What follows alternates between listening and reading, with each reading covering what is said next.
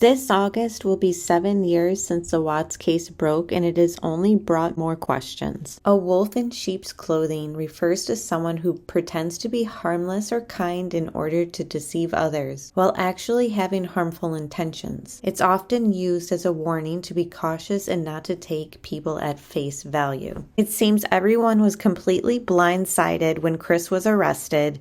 I did not see this coming. You went from being my brother, my sister's protector, one of the most loved people in my family, to someone I will spend the rest of my life trying to understand. I mean, I couldn't ask for a better father for him, for the kids. I mean, honestly, did everything for them. Played with them, bathed them. I couldn't ask for someone better. But like I told the DA, I can't lie. I mean, he was a good dad and he was a good father from what we know. See what happens here, right? Hold on, kid. I know this is going to be tragic. Blanky. Is Daddy doing your hair? Trying to. Blanky. No, it's kind of hard to do it that way. Let Daddy do your hair. Hold the brush. Or hold the spray. Need your hair wet enough? Do I? Hold the spray. This is epic. All right, now I'm confused what I gotta do, right? I don't know what's...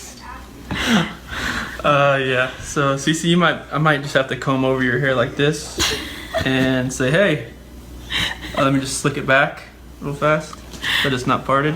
We'll go a little Val Kilmer look from Top Gun. Yeah? Let's do it. A little hair. Ready? Set? Cece, I am so sorry. So this is what happens when I go to Dallas. You're not gonna get your hair done. No, I'll brush it. All done. I'll brush it. We'll do mohawks.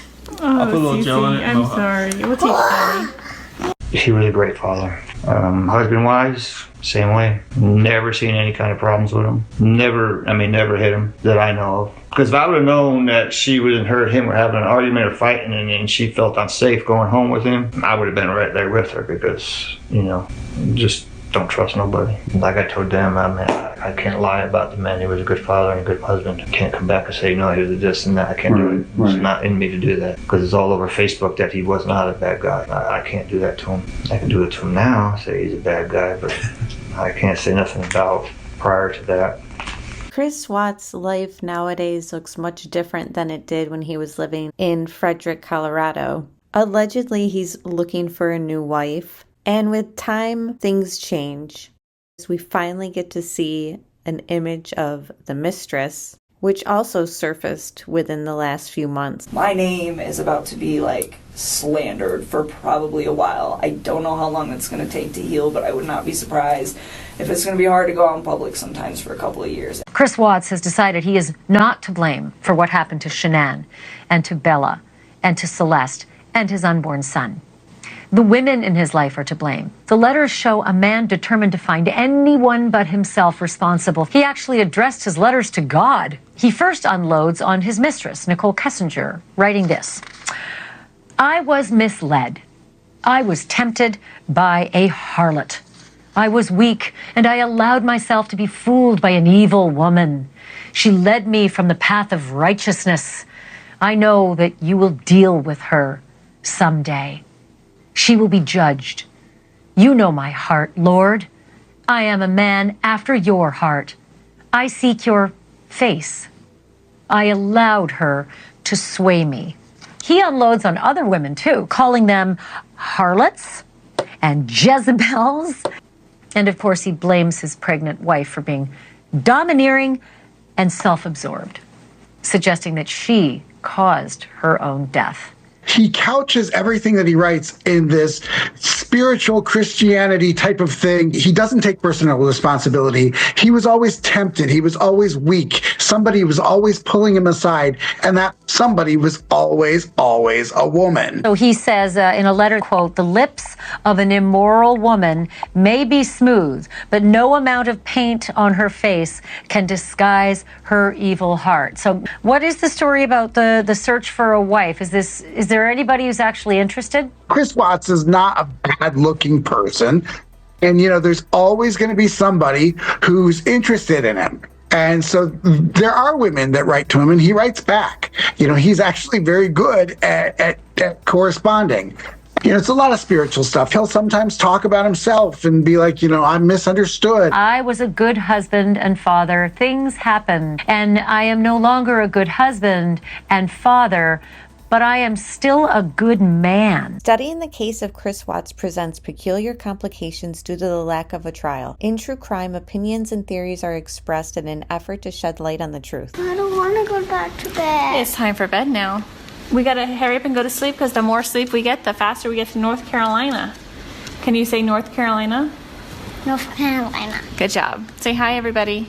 Hi, everybody. Say good night, everybody. Good night, everybody.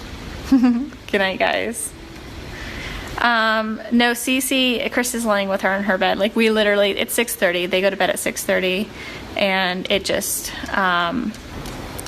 it downpoured, and the lightning and the wind, the hail was hitting her window, and she got scared. So I wanted to show her so she knew not to be afraid of it. So now that it's done and it's just pouring, we can go back to bed. So we're still trying to figure out how things went from that to sending these types of messages to friends. You're pregnant, doing all this alone. What are you going to do? Find a place to move to out of state. I have nothing else I can do. Canceled 4D ultrasound and gender reveal party. I've lost excitement. I just want to sleep and cry. Worst part is I'm around my family, so I'm acting like it's all pregnancy causing me to feel like this. Chris said today it's not my fault, yet he blamed me the other night. He's a complete asshole. He has no care about this. I was trying to wait till the kids went to bed to talk to him, and he was being impatient with kids for no reason, and I flipped. I said, since you've been here, you haven't touched me. I kissed you at the airport. That's it since then. The kids are not coming to you because you have been on edge since you got here. You're normally goofy and playful. We've been separated for 5 weeks, and I just want to hold you. I told him I'm happy for his new lifestyle, but when he pays more attention to labels since he's been here than us, I have a problem with it. On August 13th, 2018, Officer Scott Coonrod was dispatched at approximately 1:40 p.m. to the Watts residence at 2825 Saratoga Trail in Frederick, Colorado for a welfare check on Shanannwatts, who had been reported missing by her friend Nicole Atkinson. What's going on? They told me Shannon was at her girlfriend's house. Do we know who that is? Do we know who? Her phone number? He didn't say. When did he tell you that? He needs Mrs. acting funny. I don't get it. What did he say? He told me that Shanann didn't take the girls to school this morning because she was going to go on a play date, but her car's here. I didn't even know why she was there. I didn't know, maybe she had an appointment or something with Shanann. I didn't know. Officer Coonrod arrived at the residence at 1:49 p.m. Upon arrival, he found the house locked up and attempted to contact Christopher Watts, who stated he was about 5 minutes away. Shit. Hey, Chris, Officer Coonrod for the police department. Pretty good. So, do you have any idea where your wife is? Okay. Right. What my concern is her car's here. They're saying she is diabetic. I don't want her. If she's upstairs and can't respond. Okay. About how far out are you? Okay. All right.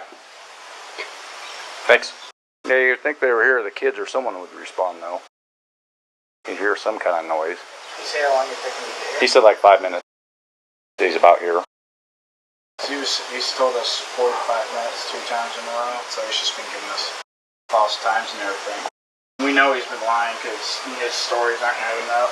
Right. Tell everybody different stories. We saw some GPS where you had stopped by near a construction dumpster. Is that true, or? I think that's I dumped my clothes in there. So that would have been on the way back to the house? My neighborhood. When Officer Coonrod was there? Was it one of those red construction dumpsters? More than likely. Okay. Chris Watts was observed wearing multiple different outfits, suggesting he changed clothes at least 3 times that day. Early morning around 5:27 a.m., surveillance footage from a neighbor's camera captured Watts loading his truck in the driveway. In this footage, he was wearing a black shirt and jeans. Mid-morning, seen wearing a blue shirt and tall boots, according to a co-worker's interview.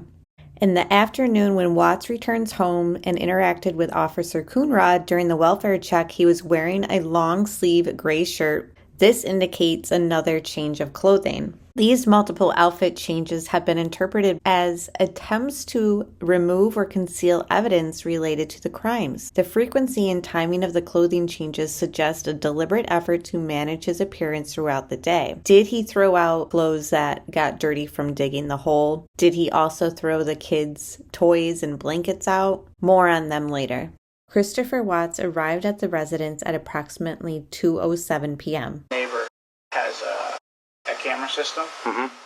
After Chris's arrival, Officer Coonrod entered the home with his consent to search for Shanann and their 2 children, but they were not inside. You opened the passenger door, and it looks like you were looking for something, or maybe you can pick something up. Do you recall what that was? Not that I'm aware of. I wasn't like looking for anything as far as specific or anything. Her phone's here. What does she do for work? She works a direct sales company called Drive Lifeline. It was shut down?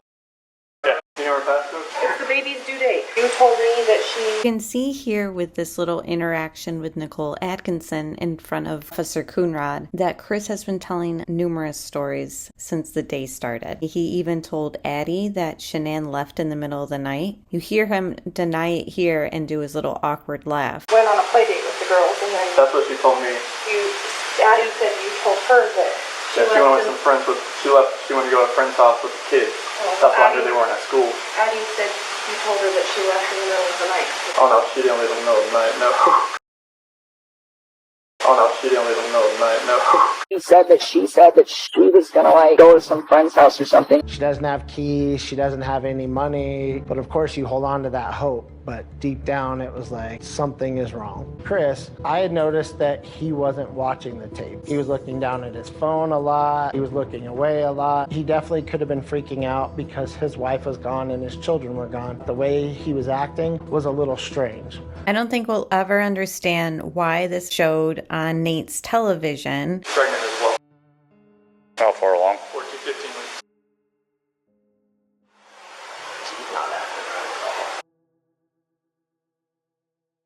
Knowing that he shook my hand hours after he did this to his family. You guys have any kind of issues, marital issues, or? We're going through separation. You are? You guys filed yet or anything, or just talking about? No, we're gonna sell the house. Listen to Chris do an awkward, nervous laugh as Officer Coonrod asks more questions about the separation. He asks if it's civil. Separation. How's that going? It's going civil for the most part, or? This post is from when they were missing from Shanann's mom. I know everyone is concerned for our daughter, so are we and the children. Our daughter would not leave the house without her car, cell, children's meds. Please just pray. If you live in Colorado, look around. We are grateful for the outpouring of love and support. Please just pray. Tonight, the search is intensifying for missing pregnant mother from Frederick and 2 little girls. Her husband says he's been missing since Monday morning after returning home from a work trip in Arizona.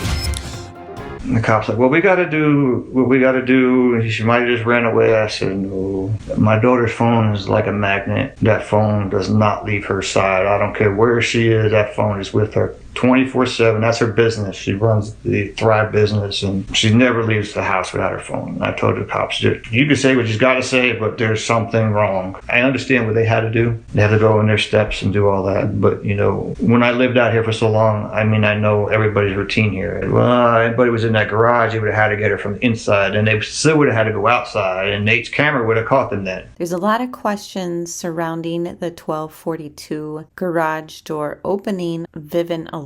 Some people think that it's Nicole Atkinson and her son trying to get into the house. However, it appears they were leaving the doctor's office at that time and not yet back to Shanann's house. Could this garage door alarm be the inside garage door? As Frank states, anyone who was in the garage had to get in there from the inside. Was somebody in the house opening the interior garage door for a moment at 12:42? It is interesting how Chris goes right to the Lexus passenger side when he gets home. Was something quickly put in there for him? The garage door of the residence was checked. It did not open from the outside, but did open and close from within. Christopher gave us consent to check Shanann's phone. It had an alert which stated the garage door was opened at 12:42. Christopher showed me his phone, which shows alarm times when the doors are open. It sent an alarm at about the same time stating he had left the garage door open. Christopher told me at least 3 times, which I felt was unusual. Shanann's phone showed an alert at 12:42 for the garage door. Hold, please. My husband's a genius. Doesn't listen. Oh, it's cold.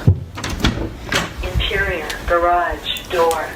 Come on. There's another Vivint alert that has never been explained. It's the alert that Chris got when he drove away from the driveway, letting him know that the basement door was left open. Chris and Shanann had these open door alerts so that they knew to close the doors so the kids didn't fall down the stairs. When Chris gets home, you see on the body cam and you hear the click from opening the door, the basement door was shut. So as he's driving away, he gets an alert. The basement door was left open. Somebody in the house clearly shut it. So listen to the door open and you can see it for yourself on the body cam that it opens. So who closed it after Chris left and who was opening it while Chris was loading his truck?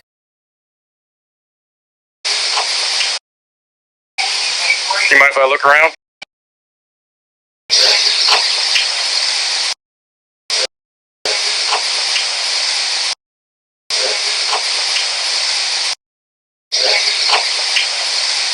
And that one went off too. Like, was that before the garage or after the garage? Which one was first? One was at 526, one was at 527. I think the 527 one was the garage, and the 526 was the basement left open. Do you get those a lot, or do you guys even hang out in the basement usually, or? I'm usually down there just to like work out, but I didn't work out that morning, so like it definitely wasn't open when I left. Mm-hmm. Did you go down to the basement? I thought the basement door open.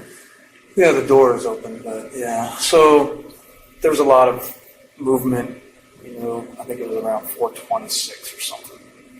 And the garage door opening, the basement door opening, and then of course the living room sensors and all. Do you remember what you were doing all during that time?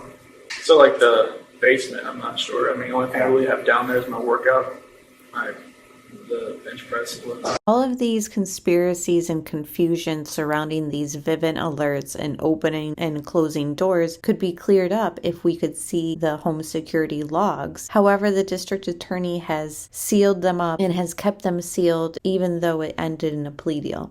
Yeah, I gave these cops some cocks of earfuls. What you are about to hear are Nicole Kessinger's first 2 police interviews. One of them is on camera, the other one is just audio because it was a hidden mic that the FBI agent had in his pocket and recorded it, so there will be closed captions for the audio interview. That interview with the FBI agent Mark is very vital to this investigation because she states things that she will later change those statements on in following interviews. Some of those changes will be noted, and you will also hear the mistress contradict herself over and over about being worried or not about Shanann and the girls. This police interview with Anthony Brown, who was a co-worker of Chris, has always solidified to me that this was going on much longer than the time period that Chris and Nicole claim it had been. Brown said now that he has had a chance to think about the situation, he thinks Watts may have been dating a girl in the Anadarko office. Brown said he thought Watts was dating a girl named Nikki. Brown said he saw Watts and Nikki standing near the break room talking together. Brown said he thought Watts and Nikki were standing extremely close, and Brown thought that that was unusual. Brown thought that happened about 5 months ago. I think I met him sometime in June,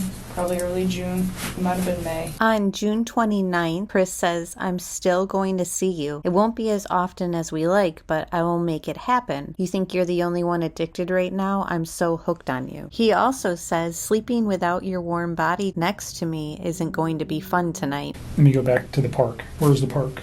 It's like down the street from my house. It's called East Lake number 3. Your house? Yes. In North Glen? Yes. And that was in the June time frame. Or like the beginning of July. It was like right around my birthday. It's like so sometime at the very end of June or the beginning of July. Okay. And that's the first meeting you had outside of work? Yeah. The dates on these text messages and the subject matter do not appear to be from people who just started hanging out. Both text messages come from Chris to Nicole. Did he mention the children's name or his significant other's name? I didn't know his significant other's name for a while. Obviously, Nicole knew Shanann's name if she was searching her on the internet a whole year prior. And the phone data between you and Chris Watts for phone calls for times and dates for those phone calls. And then the content of the text messages that are there. And we'll write that specifically down here. Understand I that... just don't want anybody to get some of those texts. Like, they have nothing to do with this case, and they're just like... Between you and Chris? Yes, they're just... So just tell me what you're... They're just kind of raunchy. Okay, I don't need anybody... Everybody's an adult. I would love to believe that Nicole Kessinger is solely worried about the sexting or nude photos between her and Chris. However, she deleted more than just messages and photos. She deleted call logs, specifically her call logs between her and Chris on the day that Shanann and the girls went missing. Posted, like, we're not gonna somewhere... Post it. I don't want the newspapers to get that. That's all I want. The only ones that we would be looking for, sexual types of conversations you may have had with Chris, it's not relative to the investigation. We don't care. So the first thing I wrote was text messages between Chris Watts and attachments. Okay, so because we're talking about the photographs, unfortunately, that cause you much disdain. And did they ask for consent to get cell phone records? That'll probably be done by warrant. If we wanted, what you just did? Nope. What I'm talking about is your movement. Oh. By GPS or by cell phone tower to show where you were. Obviously, and I don't want to cause you concern, we want to know where you were that day too. You're dating a man who did some egregious stuff, and we want to show that you were never near him that day. Nicole's phone pings in Frederick, Colorado 3 times in the course of 2 months, 2 of which she admits to. The third one, we have no reason given why she pinged in Frederick on the morning Shanann and the girls went missing.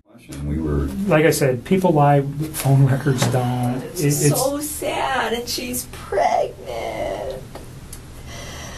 And, you know, on our end, we didn't... And they're so cute. They're so little. Like, wow. The fact that she repeated the same thing to Agent Kobach on this interview as she did the day prior to FBI Agent Mark just shows how scripted and fake and disingenuous her reaction was. I'm worried about his wife and kids. Really worried about his wife and kids. Like, I don't know where they are. You don't know where they are. Nobody knows where they're at. And it's just freaking me out because those little girls are like, they're so little. And she's pregnant, you know, and it's like, where is their mom? Where are these babies? And it makes me sad. Why? How? I don't even understand how you could, like, bring yourself to do that to somebody who's, like, that big.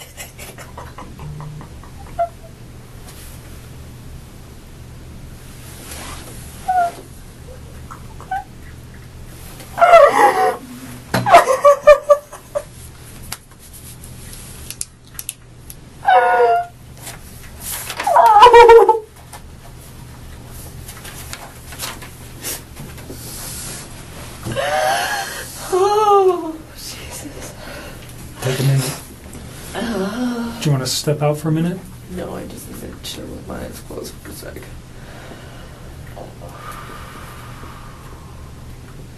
I still cannot believe this is happening.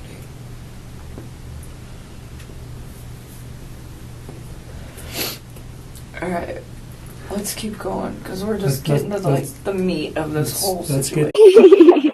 That he was in the process of a separation from his wife, and as far as I knew, that was becoming pretty finalized. I was like, well, where is she going to stay? I wanted him to be in close proximity to her after they split, so that he was always like a quick drive to the kids. And I was like, do you know where she's going to stay? And he's like, she's probably going to stay around here. And I'm like, is she going to stay in his house? He's right, she can't afford his house by herself. Like, I'll look at apartments for you guys. I would tell them, oh, I found an apartment that's like got a pool for your kiddos, and it's got a park for your kiddos, and it's close to work and close to the gym, and and trying to make sure that he got a place that was close to where his ex-wife would be staying, so that they were all, essentially located to each other, and just really trying to help him to get set up so that he could have a good working relationship with her. He told me, we're separating. This is why. Did he say why? Did he say what his reason was? The reason was for separating. He just said that they really didn't connect very well anymore.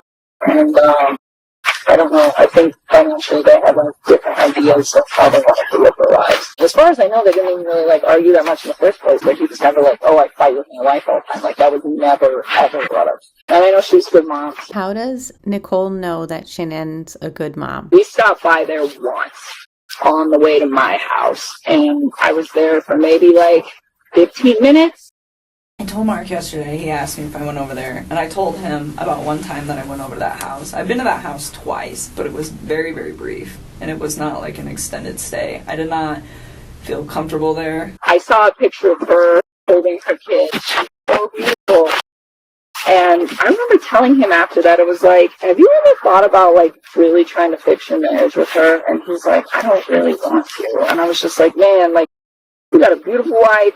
She's the mother of 2 of your kids. You already have all of this stuff. You already have the house and the car and the kids and the marriage and the wife. And I'm are you sure you don't want to fix that? I'm because what if you try to start over with somebody else? And what if hypothetically we didn't work out? You should at least give her the benefit of the doubt. And he told me, I've tried to talk to her about all this stuff a few times and it's just not working out. And I'm all right, you're trying to separate from her and it's pretty finalized, and I will respect that. Thank you so much for coming out here with me, Christopher. I am having a wonderful time. You mean a lot to me, and I'm glad that you're having a blast. I am so out of breath. And so Chris and Nicole ended up spending the entire summer together while Shanann was in North Carolina, allegedly having sex up to 6 times a day, according to Nicole. And then Monday afternoon, he told me that she was gone and he didn't know where she was. Okay, well maybe she'll come back. And I was kind of under the impression, since they're separating, that maybe she decided to take the kids. Maybe she decided to just leave for a few days. I don't know. I was just, I felt maybe she was just trying to get some space. And I figured maybe that was why she left her stuff there, to just get some quiet. And then yesterday rolled around and she's still not around. And that started to seem really concerning for me, that people still don't know where she is. But I wasn't concerned at that point, because it was just she's not home.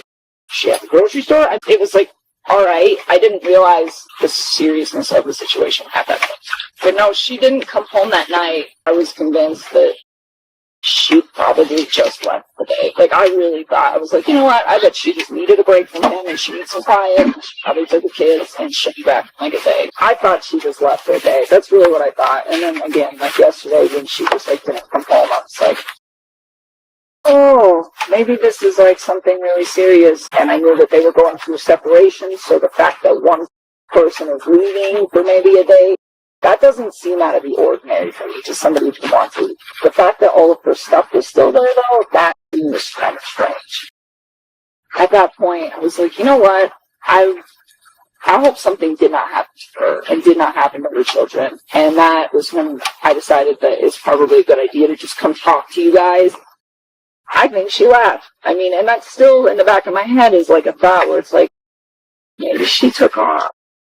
Maybe she did. Obviously, her financial situation wasn't that great. Well, maybe she just left because she didn't want to deal with it. If we're over, you can deal with it. I don't know where she's at, and it's really concerning me that this woman and her children cannot be located. It's not okay. It scares me. I'm worried for all of them. His wife not coming home. I was you know what? I wonder if there's more to this story than I know. I want my family back. I want them safe.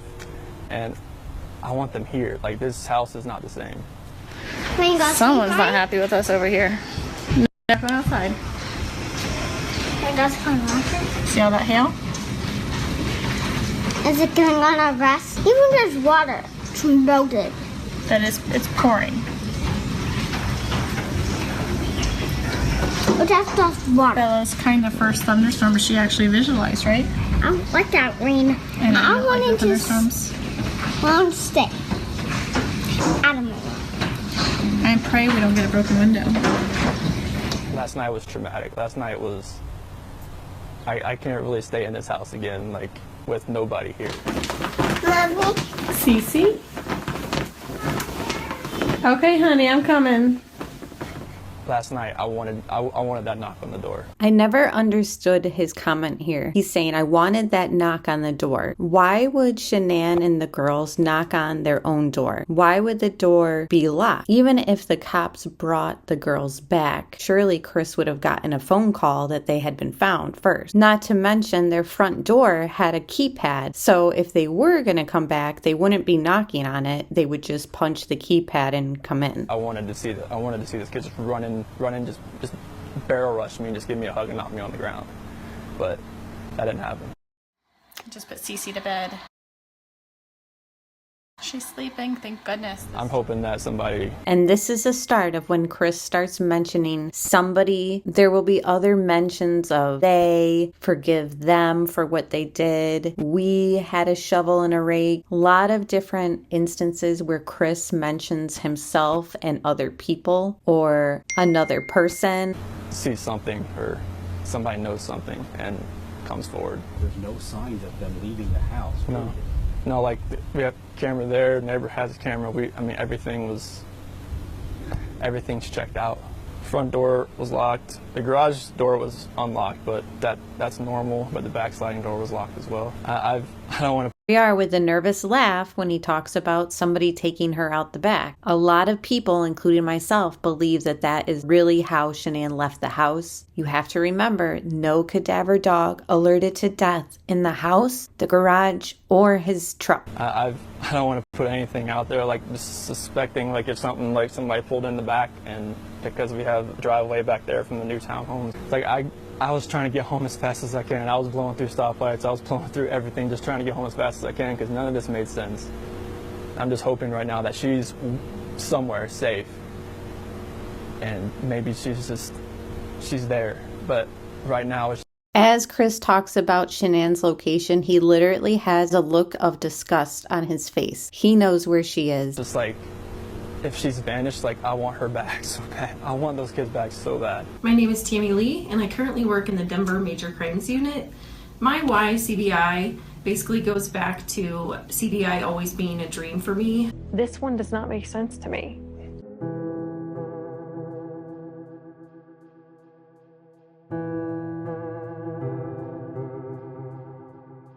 This was one of the worst, if not the worst, cases I've ever had in 19 years of police work. So we're all watching Chris's first interview basically live on the 5 o'clock news. Chris talked about how he and his wife had had an emotional conversation right before she went missing, which I thought was strange that you would talk about that on the news. I think we were all in shock, and I recall immediately turning around to Special Agent Coder of the FBI, who I had never met before, and I just said, oh, we need him in a room with us that's recorded, and we need to get his story down right now. I don't even want to know what I said, what I looked like on there, because I knew it. Some people said it just made it look even worse after the fact. It seemed like Chris was definitely taking a small portion of responsibility for her disappearance, but I felt like Chris was not being honest and was not telling the complete story. Chief Deputy District Attorney Steve Wren. At that point, we had Shanann's phone. And some of the things that we were learning from going through Shanann's phone is that she had been talking to a lot of her girlfriends about Chris becoming very distant. They had even talked about counseling, and Chris was resistant. Like she was checked out of this relationship. Whereabouts is Shanann and the girls? How old is this picture? Today. That's today. Are they in the tanks? Can somebody who doesn't know what they're doing open those? Okay, it's easy to open them. What's in the tanks? a mixture of oil and water. How was Shanann dressed?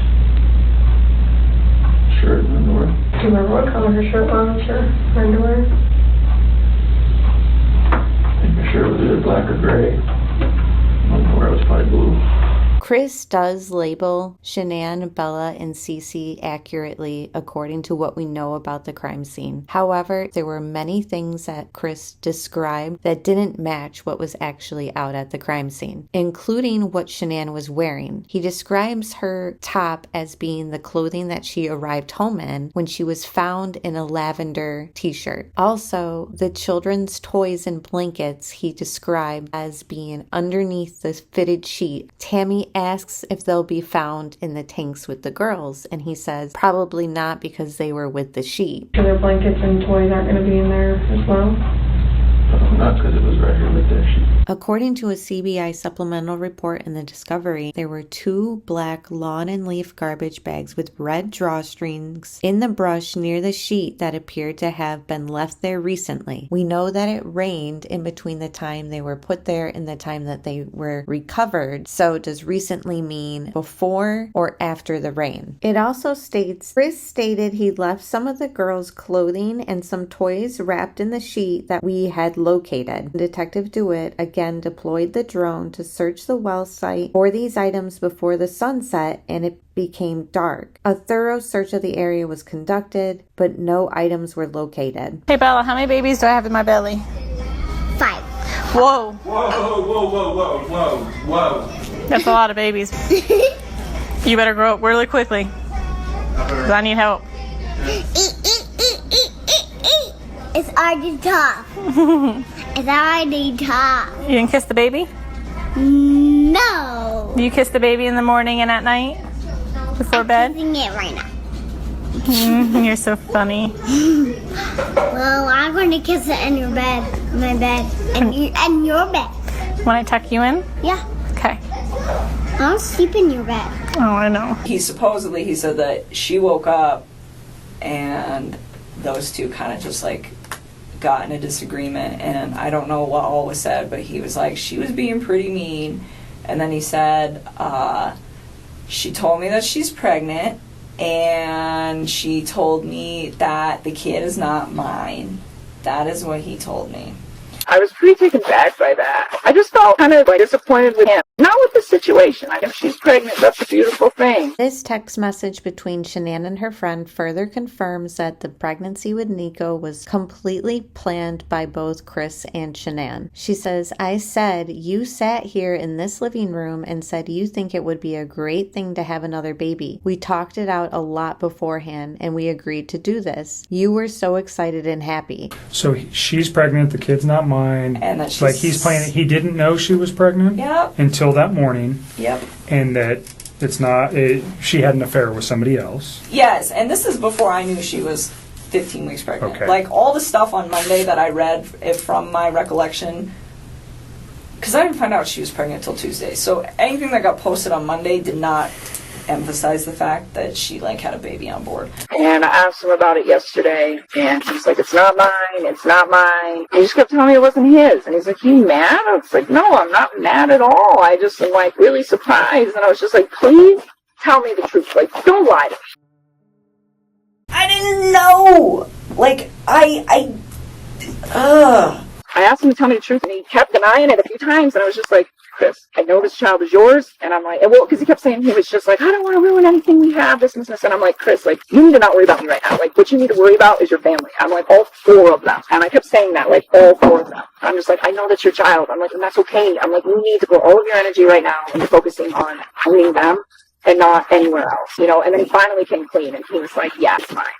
And I knew. Like, of course you knew. Like, you know, come on, how would you not know that your wife is like, what is it, 15 weeks, 4 months pregnant? I mean, seriously, it's really hard for me to process it. I think he's a really good guy. Did he tell you what she does for a living? I know she like works for some company that does like a lot of online stuff, fitness stuff, which I guess she's like a sales rep. Information, if you are looking to try it, shoot me a message. If you're one of Chris's friends, shoot him a message and he can get you some more information as well. You want to see Daddy thriving? We're sitting out here enjoying the amazing weather somewhere Those videos were not me.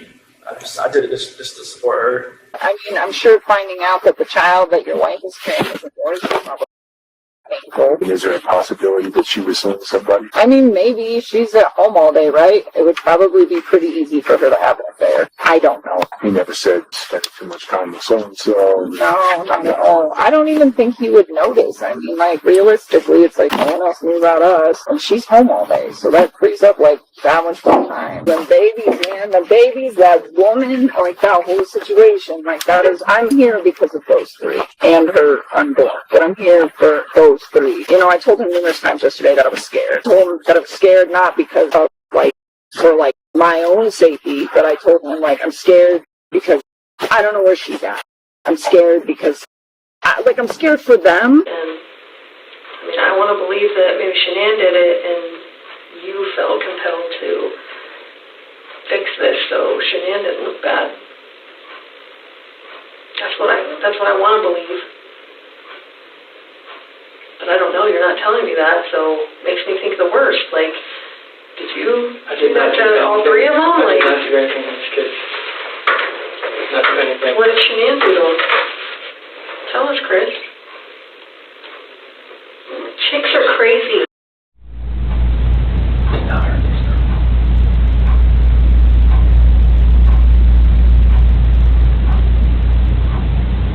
I want to make sure. So you're good with the public knowing that Shanann killed her daughters? I did not hurt these girls. Are you okay with the public knowing that Shanann? Yeah, because I did not hurt these girls. I didn't kill my babies. Chris Watts has unsuccessfully sought to keep his visitor log secret while behind bars. The judge in the case ruled against a motion from Watts' attorney requesting that officials be barred from disclosing any information about visits to him in Colorado's Weld County Jail. Watts has been held there since his arrest last month. Although the judge denied Watts' request, he did order visit logs be kept from prosecutors, instructing instead that the prosecution move to review the logs as necessary, with the defense being able to seek redactions. Other pretrial disputes include the defense arguing that the government should investigate reported leaks from sources with knowledge of the investigation, saying it is tainting the potential jury pool. The judge twice denied this request, saying it was beyond the scope of his legal authority. Neither causes of death nor motives have been confirmed. Prosecutors have asked to keep the autopsies of Shanann, Bella, and Celeste from being made public, saying they provide critical evidence that should be held for the trial. He has not yet entered a plea. CBS 4 searched court records and found Christopher and Shanannwatts were due in court August 24th. They had both received summonses stemming from a fight over what they owed their HOA. And we learned the couple filed for bankruptcy in 2015. But so far, police have not revealed a motive. We were preparing for a murder trial, and a murder trial that was going to last years. And all of a sudden, I receive a phone call from Detective Baumover, and he said, hey, Chris is going to plead guilty to all charges. We have all these things to do. Wait. We're not done. We were relieved that it was going to be over, but at the same time, we felt like, in a sense, we didn't finish. We didn't interview every witness we needed to. We didn't examine all the evidence. This was going to be the worst one, smell-wise. So that one's the one that needs to go by itself? Yeah. We didn't do all of these things that you would do in a normal investigation because he stopped the clock. We really needed to go back into the Watts residence and do a thorough forensic search of that house. Chris was compliant, cooperative. Our CSIs went in and searched for evidence, bloodstains, signs of cleanup. We did notice the top sheet of the bed was missing, which we thought was a little out of place considering how clean everything else was. There was actually an investigative note in the discovery files noting that it was unusual how messy Shanann's office was compared to how clean the rest of the house was. But mainstream media won't ever mention that. We didn't see signs of struggle in the house. Things weren't knocked over. Things weren't broken and damaged. Cadaver dogs had gone through to pick up scents. We didn't find any evidence inside the house.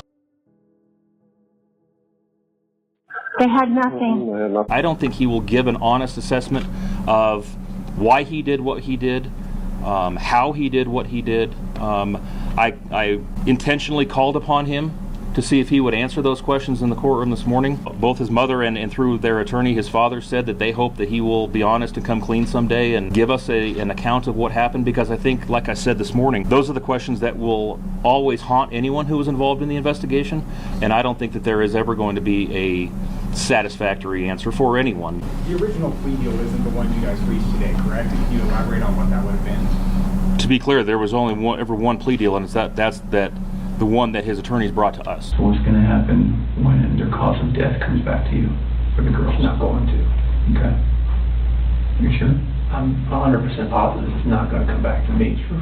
And when a coroner looks and says, sees your fingerprints on their neck, not going to be my fingerprints. A judge has denied the defense attorney's request to collect DNA from the necks of the young girls. Chris Watts' attorney had filed paperwork suggesting the two girls were strangled. Watts' defense team requested in court to have their own DNA expert swab Shanann's fingernails, presumably to prove her involvement, but the judge denied that request. Shouldn't we know the DNA evidence and the fingerprint evidence in this case? If it had gone to trial, we would have got to see. Reporter asks the district attorney about the DNA found on the victims' necks and if it ever came into play. The defense claimed they had a DNA expert who could still get touch DNA off of the children even though they were in oil. Wouldn't it still come into play for Shanann? What if certain DNA or fingerprints in this case came back as an unknown source? We will never know. Did that ever come into play? DNA on their necks? No, it didn't. Yeah. This next question and answer shows you how incomplete this investigation truly was. The district attorney will tell us that this letter is a fake when actually it came out that this was a genuine letter that Chris left at his parents' house in North Carolina. There's a letter that's circulating around in social media that apparently Chris sent his family a week prior to the murders, where he's saying if anything happens to me or the girls, I would have never hurt my daughters. Is there anything to that? Is that legitimate? And it seems to me it shows that he was planning this at least a week ahead of time. You're seeing a lot of puzzled looks up here because none of us have ever heard that. I've never seen that on social media. I confirmed just by the look on his face with Detective Baumover, we have never seen and nor heard of any such letter or its existence before. I'm sure that if it was in any way, shape, or form real, we would have heard about it. Sounds like from the statement of Mr. and Mrs. Watts that they may have met with you or people from your office over the weekend. Can you talk a little bit about that? Sure. I met with them for several hours last night. We had what I consider to be a good conversation. It was awkward and tough in some respects for obvious reasons, but I think ultimately they wanted to know the facts that we knew, and they wanted to know what was going to come out today. And they felt like they had been deprived of that information. I provided them with that information. And I think it changed their perspective a little bit on what was going to happen today. As you know, a week ago they were questioning whether their son actually had done all of these things. Did you feel like this sort of brought them to a place in terms of how they were thinking about it? I do. I think in the middle of that conversation they came to a realization about the extent of the evidence that we had and why we were making the decisions we made, why we charged them with the things that we charged him with, why we were so convinced that he committed these crimes and that it didn't happen the way that Chris Watts had initially told the police. They're in a little bit different place emotionally as to what they feel their son did, and they're trying to get their head around that, which has been difficult and understandably so. They released some 2,000 pages of everything during the whole investigation. Everything, a lot of it's. They had nothing. They had nothing, a whole lot to go on. They had a theory. That's all they had. That's all they had was a theory. Yeah, they had nothing. All that stuff from the other woman. So. Yeah. Hey, they have. It doesn't matter. What they released actually helped with that. So. Yes, it did. Yes. What she said and what they pulled off your phone was good. Totally different. It seems even after the little meeting that the district attorney's office had with the Watts, they still felt like the case against their son was weak. And what do they mean by whatever Nicole said versus what was pulled off of his cell phone was totally different? When we had that conversation that morning, it was, the emotional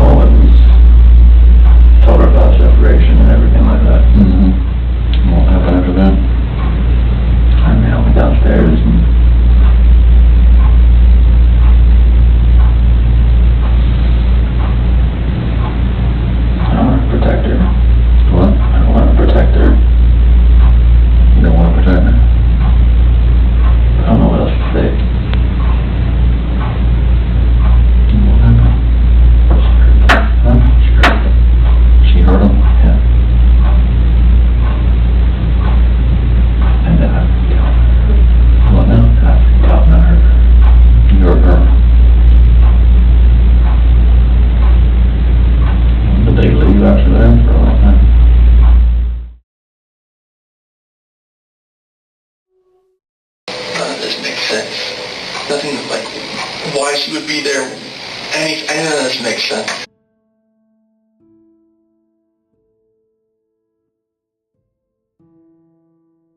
In the blink of an eye, you took away my whole world, the people that mattered to me the most. Everything in my life I loved, your children. They trusted you. They loved you.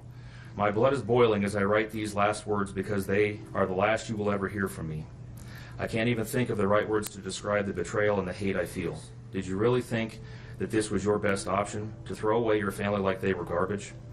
They deserve better and you know it. I hope you spend the rest of your life staring at the ceiling every night, being haunted by what you've done. Hearing my mother and father cry themselves to sleep in this hotel room causes me anguish that is beyond words. I will never hear the words Uncle Frankie again, but you will never be called Dad again either. I feel sorry for your family. I just wish that I could tell that you would tell the truth, but I know that that is asking for more than you are capable of. If anything, we will come out of this stronger today than we were before, and we will continue to pray for your family. Sincerely, Frankie Rusick. Thank you, Jason.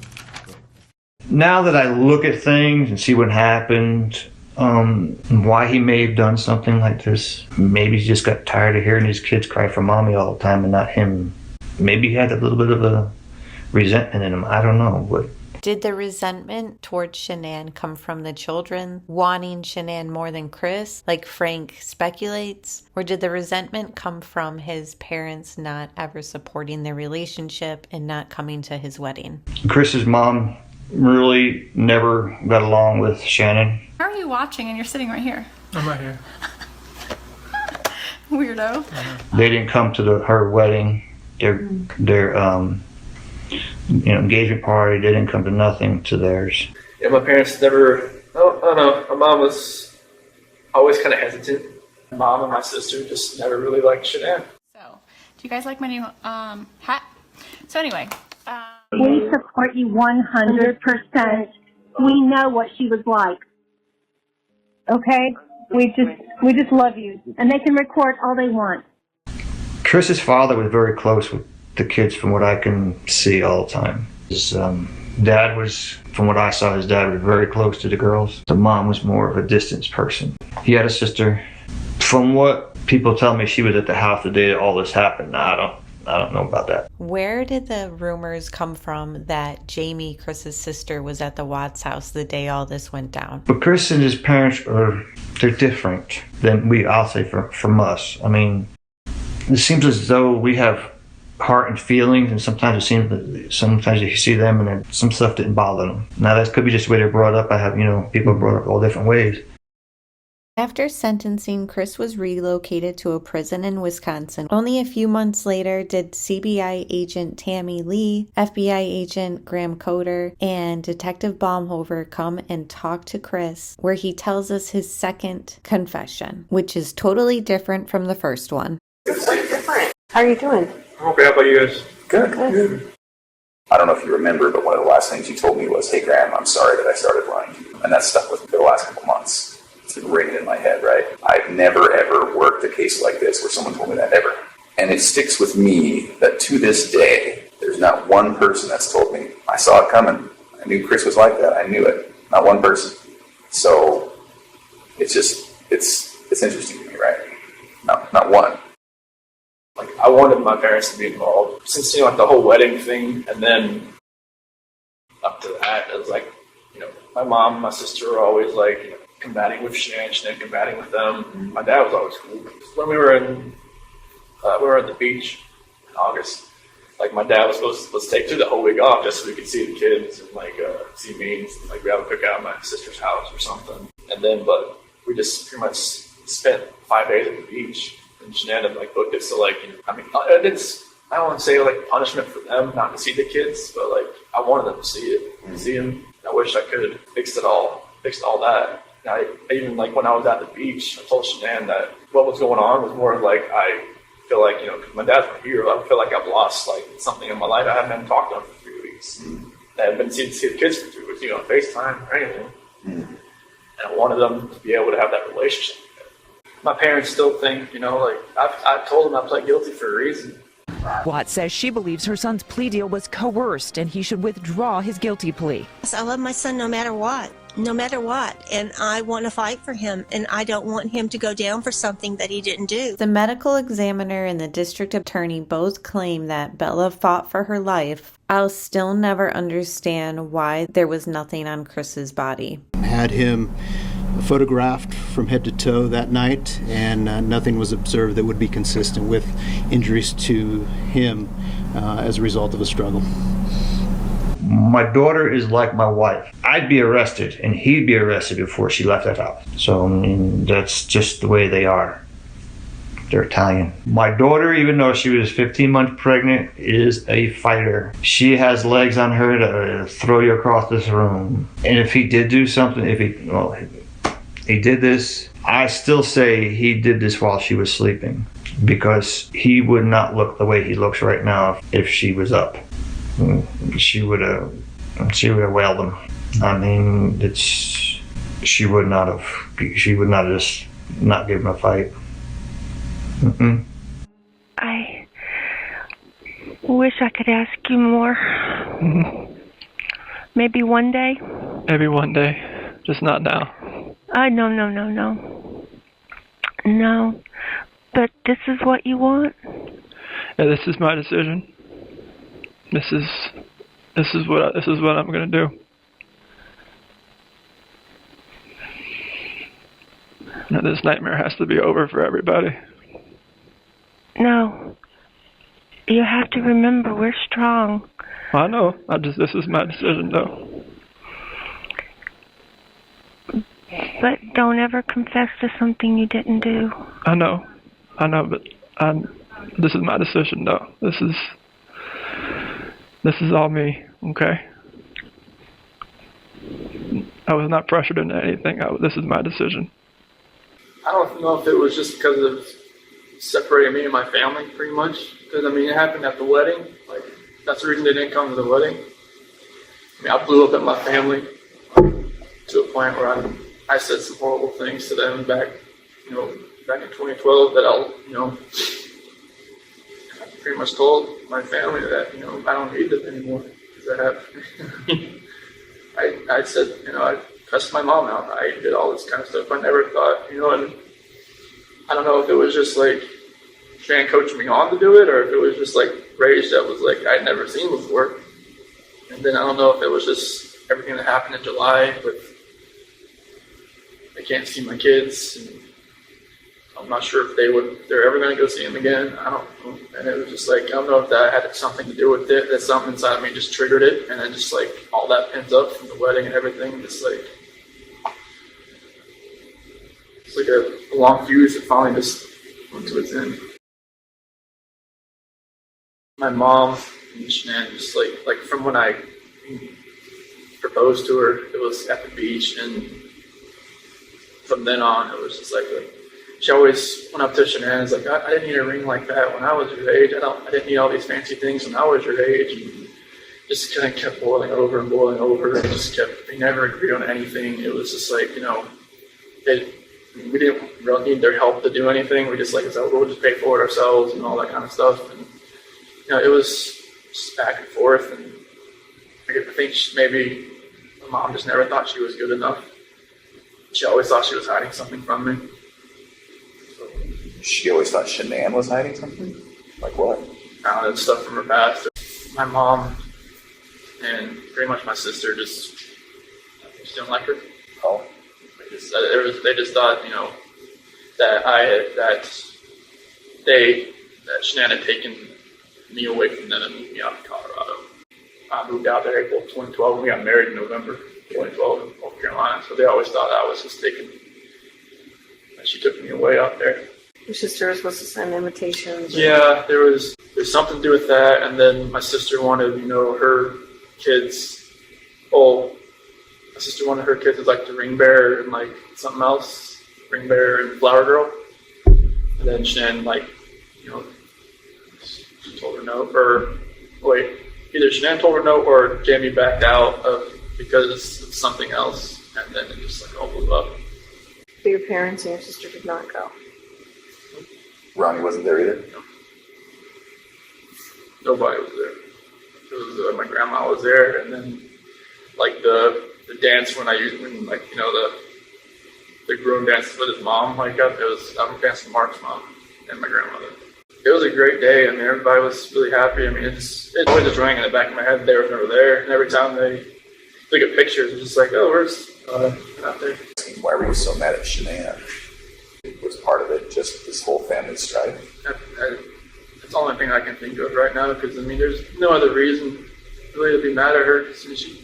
We took care of each other our whole 8 years. It was just like a good relationship. Oh, look at Daddy. He's opening his birthday present. He's getting a month of Thrive. Heck yeah. Oh, you got to be kidding me. I gotta censor this, Bella. You serious?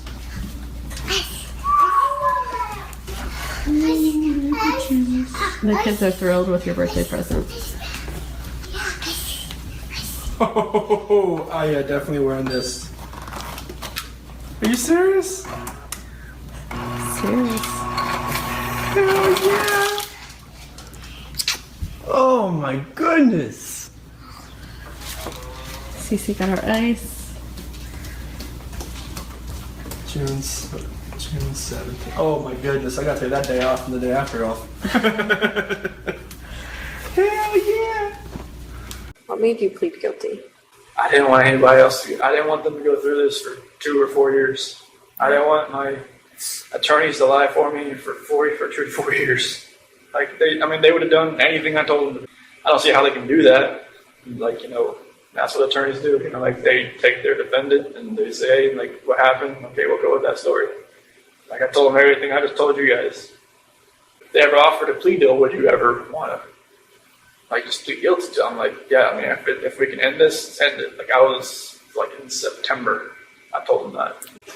So I think it was like around Halloween. I think that's when the prosecution went to Frank and Sandy and Frankie's house. And it's talking like, if we can end this, would you be open to that? And that's when, like, you know, like the whole death penalty and everything, all that conversation happened. And I guess they were surprised that it would just be over. Yeah. And We were all in shock, I'm not gonna lie. yeah, it was like, It's like we were going 100 miles an hour and then we just hit a brick wall. Like, that's what it felt like to all of us. So, I mean, obviously you had more time to contemplate it than us. I told John and Kate and Sophia and everybody, Amy, hey, if we can just stop this, and like, I know it's, you know, everybody's telling me to fight this, you know, there's no, like, there's like, everybody's saying there's like not enough evidence to such this and that, and I'm just like, no, this needs to end. If I could just end this for everybody, and then, like, if there's any closure at all, they could start then instead of like 2022. Right? You know, like, you know, everything just like, so I know it'd only get worse for everybody. If it could end, then that's what happened. So nothing really happened that night. It was in the morning. And it was, you know, me and Shanann, she got home like at 2 o'clock. And, you know, I felt her get into bed. I could kind of feel her kind of stirring around a little bit. And I just had a feeling that she knew, like, what was going on. I kind of just felt like something. She knew what was going on. And she started rubbing her hand on me, and we ended up having sex. But I guess that was more like a test. Because when we talked, when I woke up later on in the morning, like, you know, I pretty much, you know, told her, like, you know, I didn't think it was going to work anymore. And she was like, what happened? What was last night? She just told me, you know, like, to get off of her. And she was like, I knew there was somebody else. I knew there was somebody else. I knew there was somebody else. I couldn't just say, yes, there is somebody else. But then she's like, never going to see the kids again. Never going to see them again. Get off of me. And then that's when that happened. She comes home, you know, she touches you, you guys have sex. Did she actually say you're never going to see the kids again? She said that to me before. Yeah, because she'd said to me before she went to Arizona. There was emotion to it at first, and then it just felt like it was just anger. It was just like, you know, like there was no love there. It was kind of like, what we were saying and what she was saying, it was just like, it's almost like we knew like something was combating at each other. We didn't know, like, it wasn't ourselves. I think it was more anger from me and more like desperation from her because she wanted to fix it. Yeah. She knew if something wasn't right.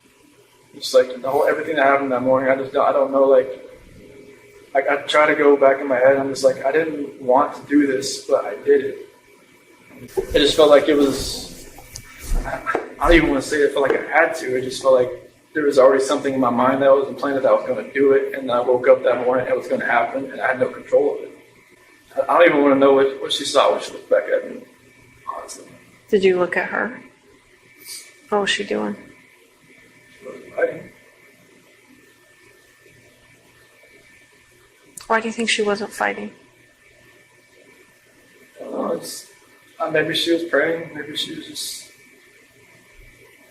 Now I read the Bible, it said, the scripture says, don't forgive these people for they do not know what they do. Mm-hmm. Maybe she was saying that. I don't know what she was saying in her head, but she, like when you guys told me, like, take off your shirt and check for defensive wounds, and there wasn't going to be any. She didn't fight. I don't know why. So she didn't grab. Could she grab your arms, or were her arms pinned down, or? Not that I remember. I don't think so. I mean, I don't think like I moved to where my knees were around her arms or anything. But it was just kind of like when I got on top of her, we started talking. That was it. It's kind of like in my head, or like in the back of my head, that was going to happen. And just like at the end of the conversation, it was just like, that's what happened. But like time was standing still. It's kind of like I just saw my life just disappearing from my eyes, but it just like I couldn't let go. It was like somebody else, like if you picture somebody else around you, holding your hands, holding you, keep you from not letting go. Feel like you're in a rage at that point? That's the only way I can describe it, honestly. Like a snap. I mean, it just felt like somebody was like behind me, just like I just couldn't let go. But just after Shanann was when she was gone, it was just like I didn't know what was going on. It's like it was like a traumatic, I don't know what you call it, traumatic event type and everything, and like I was shaking. I didn't know what had happened.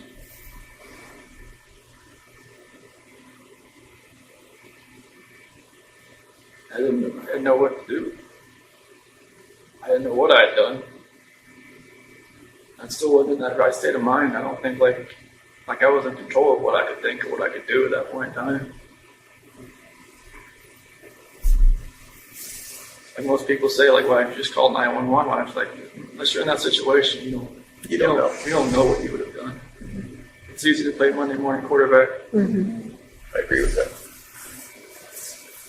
Like you said, if somebody shoots somebody, you don't know what they was going through their mind at that point in time. Mm-hmm. You don't know what you'd have done. So what happened next? Bella came in the room. Is that what happened? Bella came in. What she said? Oh, fine. Did she hear something? Is that what she came? Obviously, I think. What did you tell me? Mommy don't feel good. And then, did that happen with Bella right in that room? Not in front of her. Okay. She walked in as, she's talking about she was sleeping. I don't really want to talk about this part, honestly. Okay. Those are my kids. This is my baby. I have to talk to them every night. I don't see how this could happen. Every time I see pictures of them, I don't know how this could have happened. Being a dad was the best part of my life. I took it all away. Like I said, it was just like something else was controlling me that day. I had no control over what I was like to fight back. Nervous, shaking, not knowing what's gonna happen. Like I know my life has completely changed. I don't know what's happening. Honestly, I try to picture that whole ride, it's 45 minutes to an hour ride out there. And it's just couldn't I have saved my girl's life? Couldn't I have done something? Why did I do that? I don't know. This is my flesh and blood. This is what I wanted all my life, was to be a dad, just to have, kids and they loved me, they, all that, and it just nothing made sense. Like the oil tank, nothing made sense. I'm just like, what are you doing? CC was first. So was she alive when she went into the oil tank? No? And then the same for Bella? Just without a blanket? With the blanket. Oh, okay. I didn't look. Yeah, I didn't know what to do. I mean, just thinking about an oil tank just makes me want to throw up. Is there any reason to think they were alive when they fell in? Okay. Like every time I closed my eyes, I just hear her saying, "Daddy, no," and that was it. That's what Bella said. I hear that every day. I'm sorry, man. Sorry doesn't take anything back that hit. I mean, you could be angry at your spouse like your whole life, but you should never have done anything like this. You should never let it get to that point. But I let it get to a point where I've never been angry before. Like, and this is like the epitome of being angry.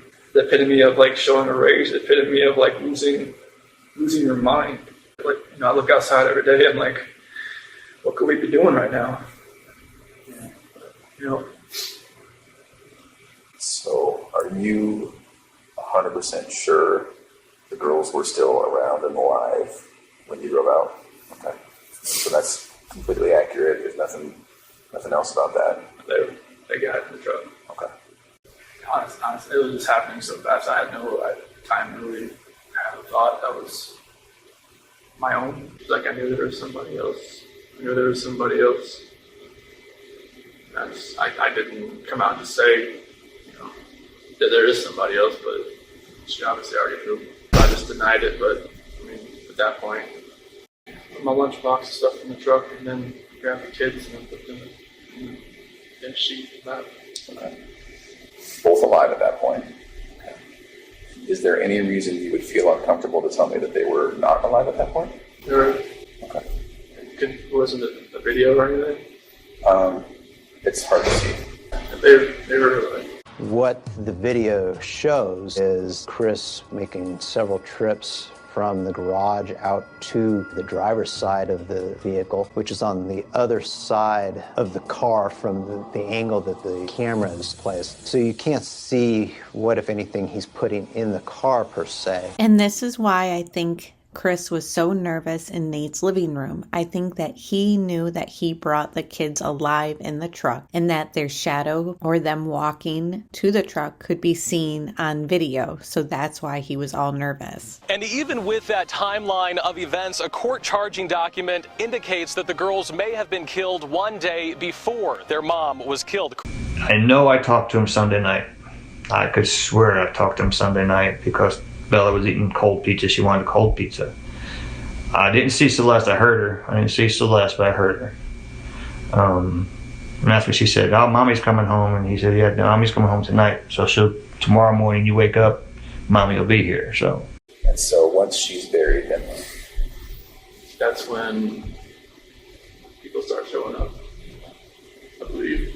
I mean, I know like the bloodshot eyes you were talking about. I noticed that at that point. Coder asked Chris if Shanann's eyes filled with blood. At first, Chris says no. And then later on, he changes the script and says that they did turn red at some point. However, according to the medical examiner, they were still white. We have a shovel, a rake, and a weed whacker as part of our tools. with that rake, if I remember right, it was part of it was sitting there because it was broken. Did it break as you were digging or something? No, when I was like smoothing the ground over. On this day, it broke when you were doing that? Okay. Was that after you were all done? It seems as though maybe the first people that got there saw it. Was it stuck in the ground? I guess it was like, not like standing up, but it was like laying down. Oh, okay. Were you planning on coming back? I mean, I don't know. I don't think so. Here's what we know about the rake. A piece of rake head was reportedly used by Watts to mark the shallow grave where he buried his wife Shanann. This detail suggests he may have intended to return to the site to relocate or better conceal her remains. In the discovery files, we see they collected the sheet, black trash bags, a rake head that was found stuck in the ground on the north edge of the disturbed dirt, and a wooden handle apparently belonging to the rake head that was found in the brush to the east of the disturbed dirt. On the north edge of the excavated plot was a rusted rake head. The rake had been placed with the handle attachment portion buried into the ground. To the east of the plot was a wooden tool handle as well as a piece of metal that was consistent with connecting a rake head to a rake handle. We have a shovel, a rake, and a weed whacker. Chris Watts mentioned, "We had a shovel, a rake, and a weed whacker as far as our tools." Some listeners interpreted his use of "we" as implying he had assistants, while others believe he was just referring to the standard set of tools typically found on the work truck. Additionally, one of Chris Watts' co-workers, Troy McCoy, visited the oil site the day after Shanann and her daughters were reported missing. However, there is no public record indicating that Troy or any other co-worker found a rake or any tools related to the crime scene during their visits. I think everybody started showing up there by around 7:45, 8 o'clock. Why I left everything out there in the field and why, like, all this stuff. Like, just, none of this makes sense at all. Like, in my mind right now, I'm thinking back, I'm hoping that I wasn't coherent enough to make that decision to where I knew I was going to kill my girls. I'm just hoping that, no father would ever want to do anything to hurt his blood and flesh, but I did that, and I just don't understand how it happened. So, I even read books that say, no dad would ever do anything to hurt his children, and this happened. So I always think to myself, was I even a dad at one point? I don't know. But it's just going to take a long, long time to guilt and everything to get this there. So, Chris, what do you think we could have done better? What could have made you tell us the truth that night? What did you need to hear from us that you didn't? Not really. I was, just nervous. I knew I had done something wrong. And I knew you probably already knew or were going to find out. The horror of knowing what you did and trying to tell somebody else what you did, that's what kept me from doing it. Because I didn't even want to admit to myself that I had done anything. I knew what I had done. I knew how bad and horrific it was. I knew how bad I was going to hurt other people. I just couldn't even admit to myself that I had done it. Because I couldn't even tell my attorneys I did it until 2 weeks later. It's a matter of I couldn't admit to myself, how could I admit it to you? I think if maybe you didn't ask about if Shanann hurt the kids, you would ask the other if something in that, a different order of question, maybe it would have came out a different way. Did Chris just tell Agent Tammy that if she had blamed Nicole instead of Shanann, it would have come out a different way? What did Shanann do to him? Tell us, Chris. Chicks are crazy. Because that's the only reason I went with that story is because I think you'd have probably had to, if the video didn't show them in the truck, you probably had to have lied and just said, we saw the kids in the truck. You would have to, lie to get me to say what you wanted me to say, but it might have been that. That we saw the kids in the truck. Yeah, I just wish none of this had ever happened. It's just weird how emotions process differently for me than everybody else. I don't want to think I'm a cold-hearted person. It's just a matter of just don't show it. Show the emotion as much as other people do. Even when, the girls left North Carolina, her Shann's brother and mom and dad were all crying when they left. And it's just kind of I never really saw my parents get like that when they left. It's kind of I don't know if it's you're born that way. Your family doesn't show emotion like that? Is that what you're saying? Yeah, my dad couldn't really speak at the sentencing hearing because he said he was kind of he said he was going to lose it. Lose his emotions. That really hit me. It's kind of I never seen him like that. Vulnerable? Mm-hmm. Nobody's really ever seen me that way either. I don't show emotion that much. It's like my dad. It's we don't show emotion. Like, most of the time, I'm not a guy to show it. I hold it in as much as I can, and, like, in my cell, I've cried a lot, obviously, but... I always found this article interesting. It came from a source from within the Weld County Jail. Still, coming to terms with pleading to something he had previously denied in an unusual, quick about face for high-profile cases was not smooth. There was some yelling and some crying, the source says of Chris, but eventually he acknowledged that his life was over after he killed Shanann. He would have been facing years of legal challenges, and best case scenario, he would have been acquitted. Worst case scenario, he gets put to death. The source continues, even up until this week, it wasn't clear if he would change his mind. He certainly could have, but he made the right choice for himself and probably the right choice for his family. Like, I'm not really a guy to show it. I try to hold it as much as I can. You were a difficult guy to read, especially at the house that day. That makes total sense now. What's this door right here go to? It's locked.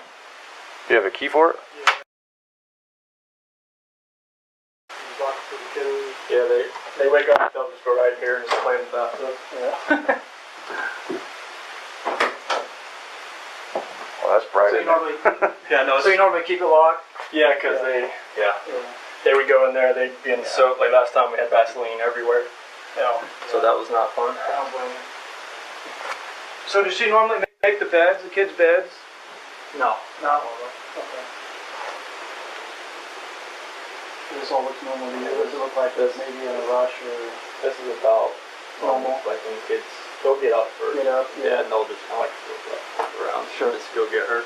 Detective Baumhover was absolutely right to be alarmed at the way that the children's rooms looked. There's no way that Shanann didn't make their beds, with how tidy she liked to keep her house. Alright. No, we don't wake up till they wake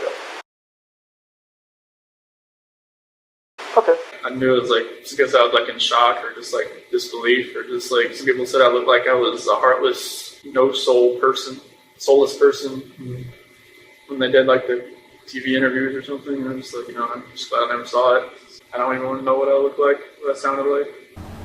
What's the hardest part of all of this for you? Not knowing, like, if they're safe or if they're in trouble. Like, there's just that variable, like, I'm not sure, I can't do anything right now from where I'm at. Like, I'm not sure if they're safe somewhere, just huddled up somewhere, or if they're in trouble. And knowing that if they could be in trouble, it's earth-shattering right now. Nothing registered at all. Everything was like just harbored deep down, and then like I think it was just one night when I was in my cell, it just all hit me all at one point. Not the fact that I was in jail, but the fact that like everybody was gone.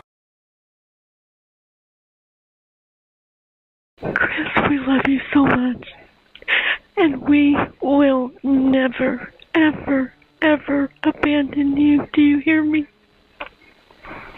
Thank you. We all will get through this together. Okay. You, me, Ronnie, Jamie, all of us will get through this together because we love you so much. I love you too. I don't care what you did. I love you so much. And that's all there is to it. And whatever else you need, I mean, you just tell me. We will get it. We'll get it to you. Christopher, we support you 100%. I don't care what happened. If you ever want to tell us, fine. But right now, I just want you to be okay. Thank you. Are you going to be okay? I'll be okay. All right. I'll stay strong, trust me. Oh, I've got this. I don't know if you can see it. Yeah, I can see it. There's something in it, but I can't see what it is, but... It's me and you. Oh, okay. And it has a saying on the back of it. A mother's love. You mean so much to us, Chris. This isn't what I wanted for you. This isn't what I wanted either, trust me. I know, hon. I don't know what happened, but I will never, ever stop loving you. Ever. I'll never stop loving you guys either, trust me. Is there anything we can do? Just your love and support is all I need. Honey, you've got that. You've got that. It was probably around June 1st or something. That's when I first met her. And it was just like a work conversation. She messed with the gas meters that, we were out in the field. And I was messing up, and then I took it to her like, hey, what's going on with this? Like, how do I fix it? And after that, we just ran into each other a few times in the office, and I think it was probably the 4th time meeting. She had asked me because, like, when we were talking back and forth, I would say, like, we moved here from Colorado or from North Carolina and stuff like that, and then she's like, "What's all this weed stuff?" I'm like, "I took out my phone and showed her a picture, like, my girl's on the phone." It's like, "Oh, okay." So after that, she left me alone for a couple of days, and she texted me outside in the field. And then after that, we just kept texting back and forth, and it was just, it's like she used to work in a little rig out in North Dakota, I think. And we just kind of trading the stories back and forth about what we did and everything. And then one day it just kind of went to a different level. And then I never thought I would ever go to that level. But she was talking about meeting up after we got back from San Diego. We go to San Diego from the 22nd to the 26th of June. I am blind. I'm sitting here at the pool with everybody. Woo! So we're on a 2-hour cruise here in San Diego. It's absolutely gorgeous here. Met up after we got back at a park in Thornton. We had Thornton somewhere. After that, we just kept seeing each other pretty much the whole month of July. I just thought it was just flirting. I didn't think it was actually like something that would actually happen. What did she know about you? Did she know you were married at first? She did once I showed her the pictures on my phone. On like the home screen picture and everything. So, my wife was the lock screen, so she knew I was married with my kids. Are you aware that she said she didn't know you were married? I figured it was like just trying to save face. Do you wish you could talk to her? Maybe once, just to say like, hey, just once. Say, hey, like, I'm sorry this all happened. I'm sorry. I'm not sure like what happened like afterwards, like what you went through, like if you had like counseling, if you're like different state, if you had to leave everything behind. I just wanted to let you know I'm sorry, and that's not something I ever saw in my life happening or happening to somebody else either. Would you be alright if we told her that? That's fine. Do you want us to? Do you want us not to? And if she would want to even talk to you guys, then I'm not sure. I'm sure she'd answer your phone call more than the attorney phone call that she didn't want to call. Answer. Oh, so your attorney tried to call her and she wouldn't answer? Yeah. Yeah, because I remember her phone number, but after that they figured out, I guess, where she lived. They left a call business card there. Pretty much after like the 5th attempt, she said stop. Yeah. I'm sure she's getting bombarded like everyone else, so. Hopefully it's calmed down since, but I just hope she can I'm not, there's like normalcy for her, not since she's on the outside, but I'm hoping it can get that way at some point. I'm not sure if she had to leave Colorado or not, but I'm sure that would have been hard if she did. Shanannwatts Darker was her dream job, so that's one thing I always asked my attorneys is did she have to leave? Like, did she have to do anything at work? That was one thing, since she always told me that was her dream job. So, did you love her? I felt like it was true. Like, I never been perceived by anybody before. It just seemed like I was more in control. It seemed like, and that never happened. Like, she'd actually asked me my opinion on a lot of things, and just what I wanted to do, and just kind of okay. But did it feel more like an equal partnership, or? It seemed like it. The first time we went out, it was to a movie over at the Orchard, off the 144th over there, and I asked her, hey, you want to go see this movie? And she's like, yeah. I'm like, okay, cool. And we got there, it was sold out, and normally you'd probably just have to, just wait 2 hours, just go home, but now she just wanted to walk around and just talk. I'm like, okay. That was different, and, I think she wanted to go to the car museum, Shelby Museum in Boulder. I've never been there, and I was like, that was awesome, just to walk around cars for an hour or so. And then, drag race in Vandermeer. And then went camping in Sand Dunes National Park. And I'd never been camping, I always wanted to do it. Thought it was, she'd done it countless times. Every time she needed to clear her head, she'd just go by herself. In the back of my head, I was just telling myself, what are you doing? Every time I open up my phone, I can see pictures, like, of my wife and my kids, and I'm just like, what am I doing? And then, like, every time I was with her, it seemed like I didn't think. It seemed like it was like a blinder that was on my face. Like, I wish this never happened. It was just like, I wish that blinder wasn't on my head, right in my eyes. That would have seen what was going on. Like, I was having, everybody says, oh, you're just out there having fun while your kids, or kids and wife are on vacation. I'm just like, no, it wasn't like that, but it seemed like that's what it looked like.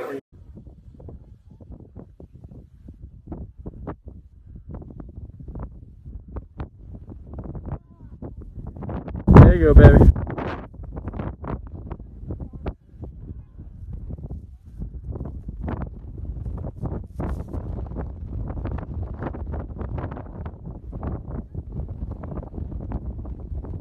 You're so damn sexy. When you're going to camping, going to drag race, going all the other stuff that you have fun doing, but you're with somebody else, it's not your family. It just didn't seem right. I was with her, it just didn't seem like I could even see that anymore.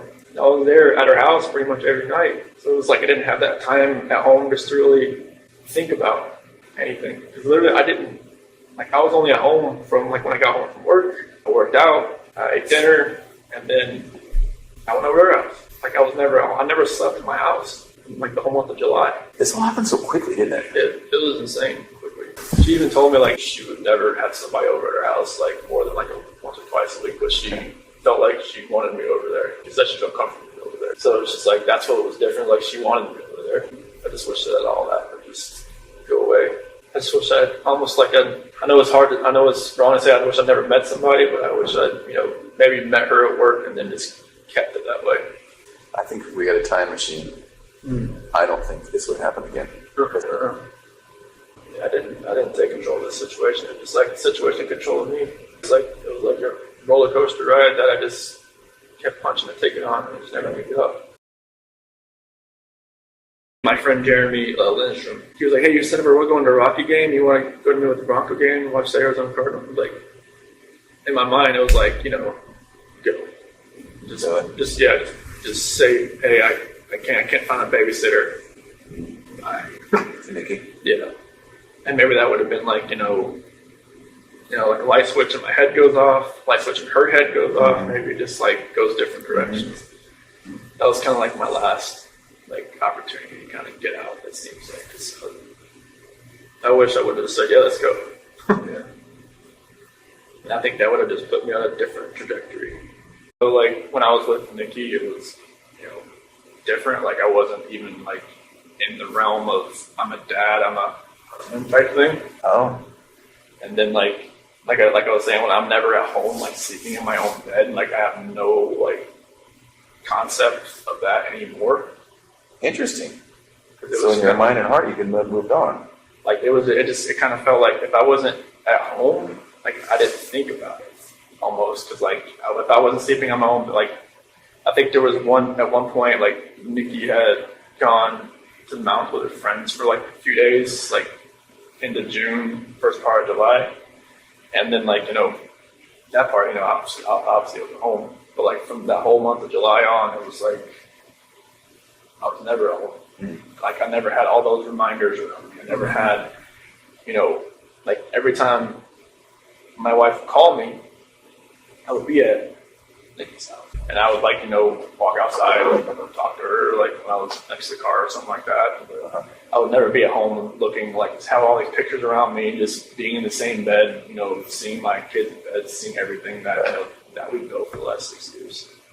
Say hi, Cece. Cece, say hi. Say hi. With someone Nikki felt different. I don't know what it was. Maybe it was just like you said, like, I was more in control, and like it was more of like maybe more of me coming out. Nikki, I was myself like all the time. It was just different. Nikki just wanted, she wanted what she wanted. She wanted to do it pretty much all the time. I was just like, okay, that's fine with me. I would just want myself. That morning that you had sex with Shanann, did you feel at all like maybe you were kind of cheating on Nikki? I felt strange. I felt like, the first time I was with Nikki, I felt weird. First time, and then the last time I was with Shanann, I felt totally strange. I was like, I didn't know who I was. I didn't know who I had become. I felt like I become people I see on TV. and that did not feel right with me. Like I didn't know what had happened. Nikki even asked me like, have you done this before? Have you go straight away? I'm like, I've never even thought about it. It's like, what's different? It's like, I guess it's just you that's different, because I've just never actually, like, I've seen girls smile at me before, never done anything about it. With her, it was just like, it's like she had a leash on me and she tugged me away. As soon as she walked, I'm like, what the heck is going on? When Shannon was gone, would you stay with Nikki and then go home for like to get ready? Yeah, I just wake up at like 4:30 and go home and get ready for work and leave. And then just work out when I got back home. You know, I lied to her like, hey, you know, like I had talked to Shanann about getting the separation. And that talk hadn't happened yet. No, I mean, it kind of like, she knew something was going on and things. I mean, we weren't sleeping in the same room, and then she even mentioned the fact like, hey, you know, Colorado's 50-50 state or something like that. And, okay, well, I guess she looked it up. So it was more of like, she's gonna help me find an apartment that was affordable. That's kind of just around like Brighton, or maybe just close to work, like Fort Lupton or something around there. That's kind of like where my area was. Did you talk about moving in with her? She didn't want that. She didn't want that. Would you have done that if she would have been cool with that? I've been a little too soon. I would have thought there was just, you know, we'd only been really seeing each other like almost like a month, or maybe just talking about 2 months. That would have been really. She called her house, like her apartment, like her, I don't know, like her, kind of like a shield, or kind of like her. She had another word for it, but like a safe place or something like that. And, you know, people like to invade it, but that's why she always let me come over, because she said she felt like it was fine, like her dog liked me and everything. Like she would say, hey, you know, you just ship people along here type thing. You know, okay. Did you talk to Nikki afterwards, after all this happened? On the 13th and the 14th.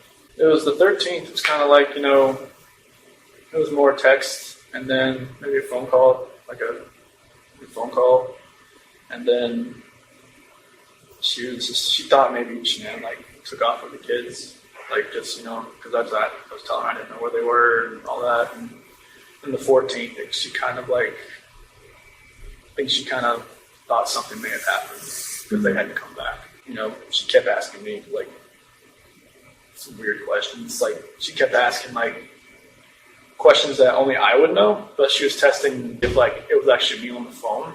Like she would ask like, you know, like what's my dog's name, or like what do I like, what yoga studio do I go to, or something like that. I just answer like and then like another thing about I'm not sure if this is you.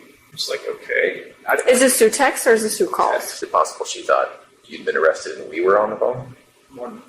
Either Shanann had my phone or somebody else had my phone, or like maybe, you know, maybe she thought it was. Well, hopefully Shanann would know all the answers to those questions, right? No. This is Nikki asking me. Yeah, but if she's asking you your name of your dog and what yoga studio, and like, wouldn't Shanann know that? Maybe she thought, you know, maybe I was with Shanann. She was just trying to find out who she was. Some of the conversation, like on the 14th, got a little weird. I think that's when she met with CBI or something, or FBI. I'm not sure who she met with first. So she talked to you after she met with? No. Oh, she did. Was like she had told me like, this is the last time you'll probably hear from me. I'm going to stay at my friend Jim's place while this is all going on. She said not to contact her until this is done. She told me to delete everything, and I didn't delete everything. I just okay. I'm not sure why I didn't delete everything, but probably helped you guys out a little bit. But she told you to delete everything?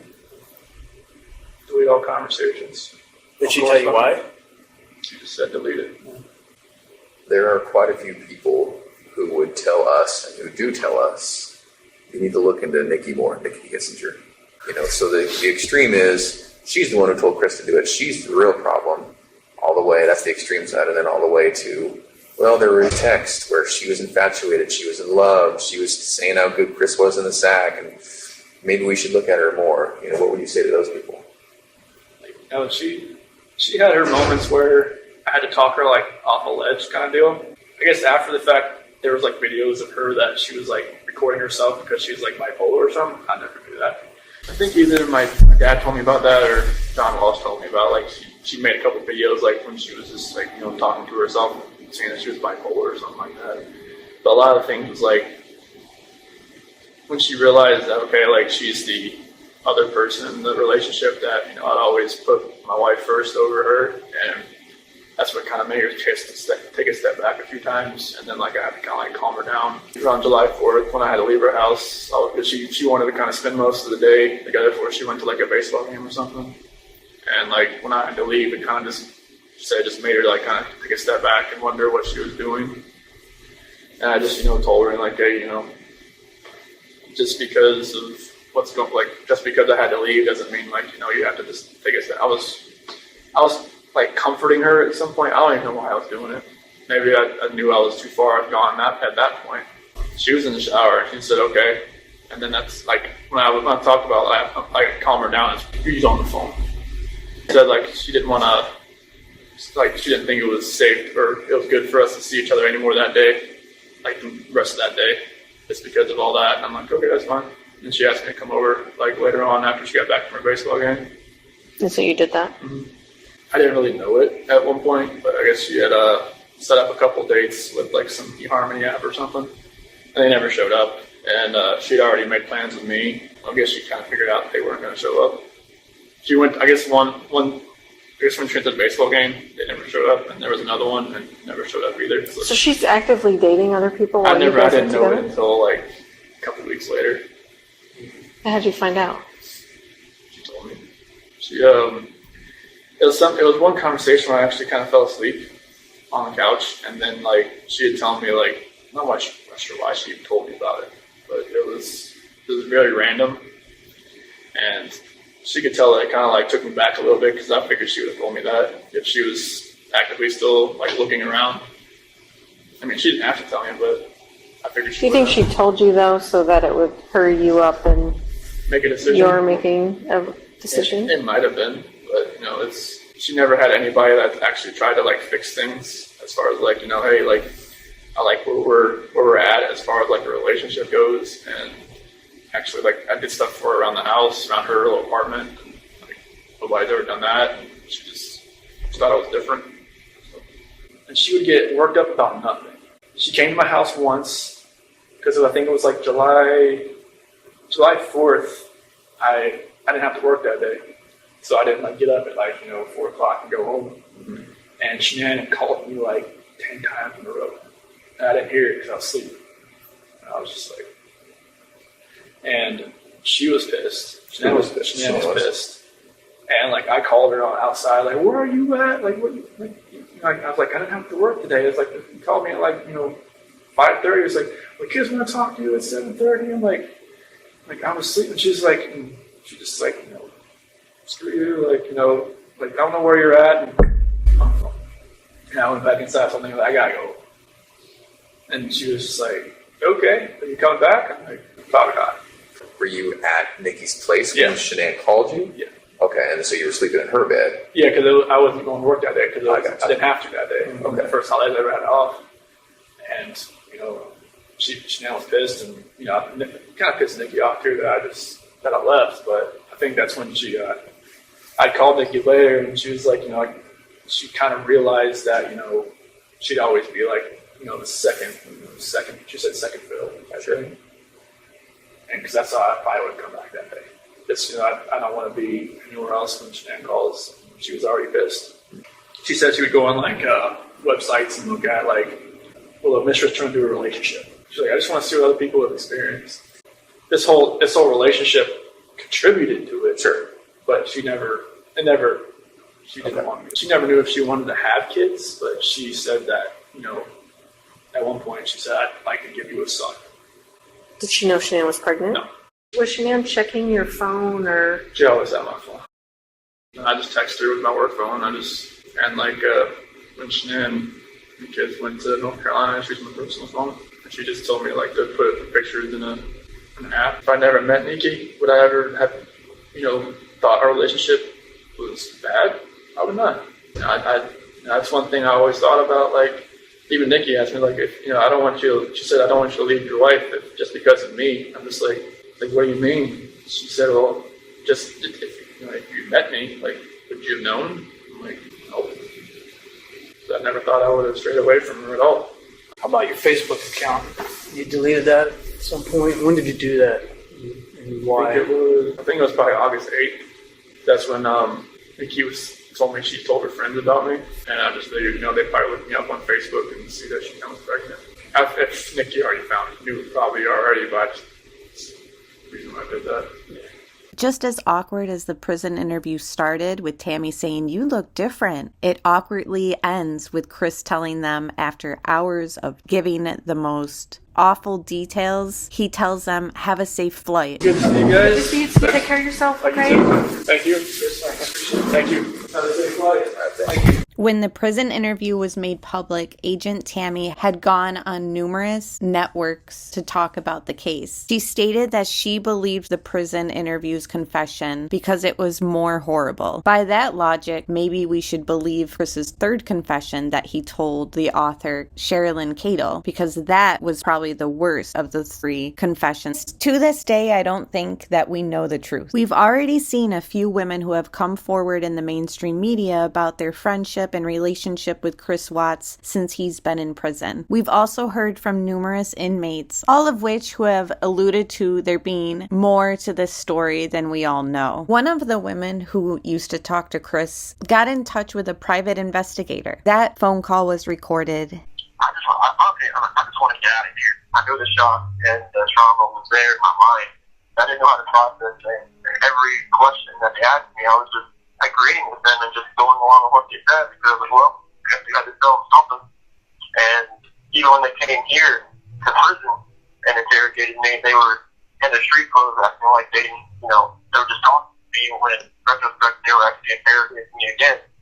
And I know for a fact that, that interrogation and I used, because they were here in Wisconsin, and they're all Colorado based. So all that is like null and void, but still, they're going to try to use all this stuff against me. But I know that from that interrogation to the first one, that all that was like a coercive type psychological intimidation of someone that, had never been in that situation before, and they just used that to their advantage. What you witnessed firsthand is is a game. The thing I know, like where you're talking about playing a game, is when the CBI agent and the FBI agent, like when the CBI approached the woman, when she questioned me for hours, and then after those hours of interrogation, she puts me on a polygraph.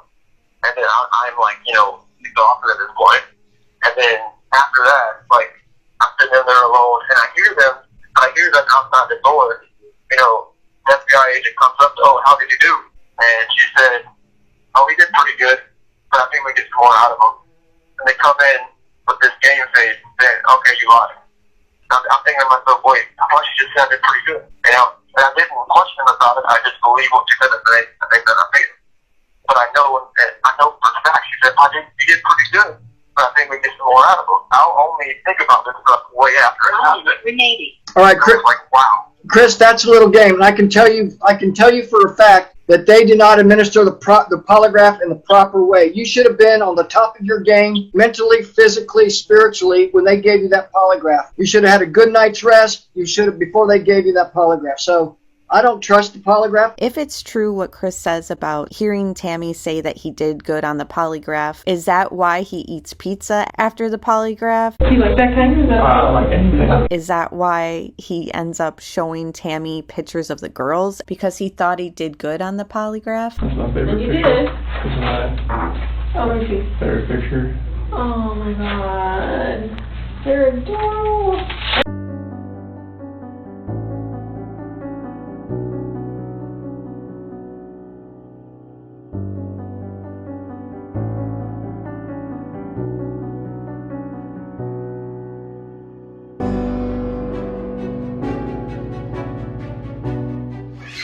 Pure happiness in their voices. Hold on. Hey, Didi, it's your birthday. Cinco de Mayo, your birthday, Didi. All right, say goodbye, everybody. Wave. Bella, say goodbye. Bye. Bye, guys. I'll see you guys later.